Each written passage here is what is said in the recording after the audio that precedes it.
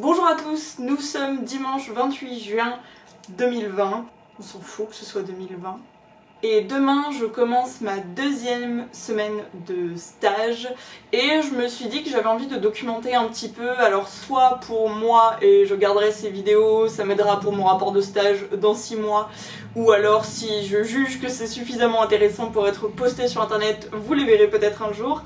En tout cas, voilà, j'avais envie de parler un petit peu de mes premières impressions en ce qui concerne cette première semaine et puis au fur et à mesure du stage, voir si il y a des points où je progresse, des remises en question, des choses qui s'élargissent, enfin bon, je suis ouverte à toutes les surprises qui s'offriront à moi pendant ce stage et je me suis dit que ça pouvait être intéressant d'en parler puisque moi en tant qu'étudiante j'ai regardé beaucoup de vidéos YouTube, d'abord sur quelle section choisir au lycée, puis quelles études choisir après le bac, la fac, les écoles de commerce, etc.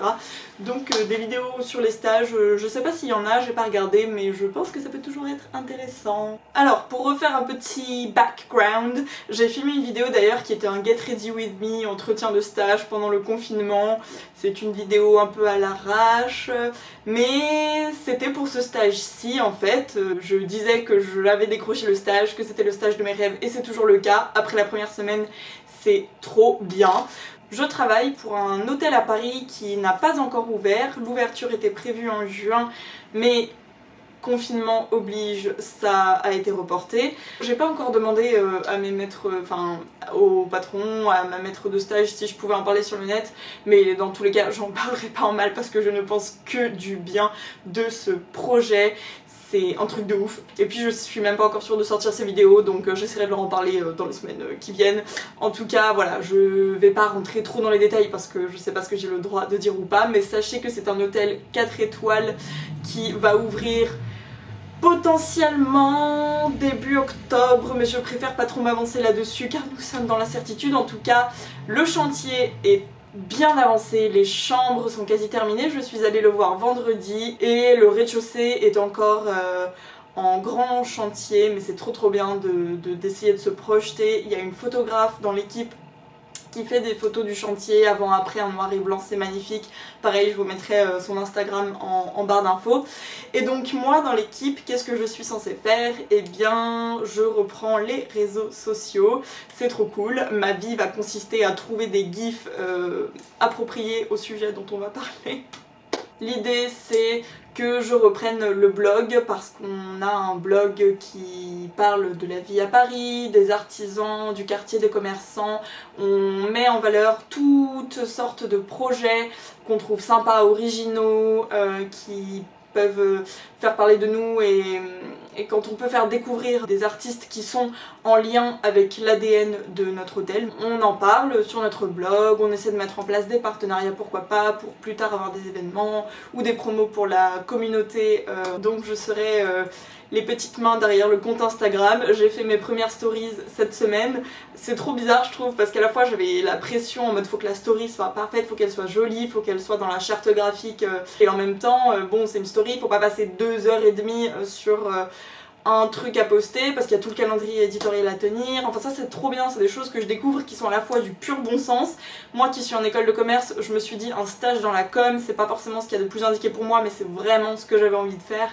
Et en fait j'aime écrire, j'aime rédiger, j'aime interagir sur les réseaux et c'est exactement ce qu'on me demande de faire, donc c'est trop bien. Et il y a le petit challenge et la partie intéressante qui est de respecter à fond l'ADN de qui a vraiment un côté identitaire super fort et c'est ça qui est super intéressant.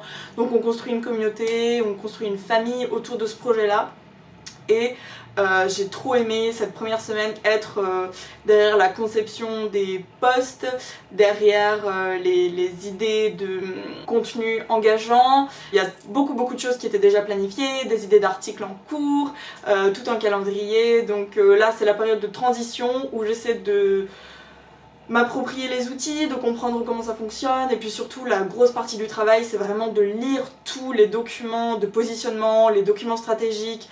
Il y a un travail de fou qui a été fait avant moi, ils m'ont pas attendu, c'est normal, mais j'arrive dans un truc où les gens, où l'équipe est super motivée, où tout le monde a vraiment pris le projet à cœur personnellement et c'est exactement ce que je voulais pour un stage et puis ensuite pour ma carrière plus tard, c'est ce que je souhaite à tout le monde, d'avoir un travail qui a du sens, où il y a une synergie avec l'équipe pour construire quelque chose dont on est fier et qu'on a envie d'offrir aux clients. Et cette première semaine de stage, c'est vraiment l'impression que ça m'a donné. Après, pour être honnête, j'ai pas eu l'impression de faire beaucoup de choses encore cette semaine, à part kiffer ma vie. Clairement, le patron a un couple de petits chiens, c'est des loulous qui sont mais trop mignons. J'en ai parlé à tous mes amis. C'est un avantage en nature de ce boulot, d'avoir des petits chiens bon, qui aboient certes toute la journée, mais moi c'est environnement de travail de rêve. On verra si je me laisse pas d'ici 6 mois, mais impossible, ils sont trop mignons.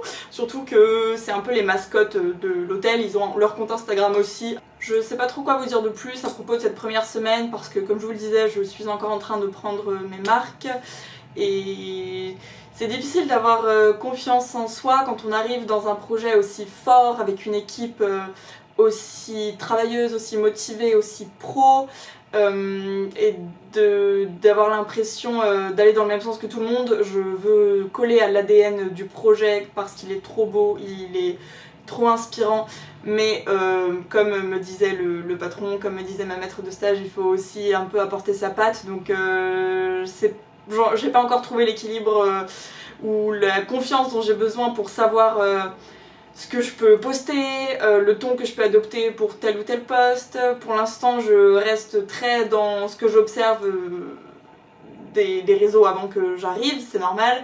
Ensuite, je verrai si j'ai assez confiance en moi pour proposer telle ou telle idée. De toute façon, je serai pas toute seule, c'est clair, et puis je me permettrai pas de poster un truc sans être sûre que ça colle à l'ensemble du projet.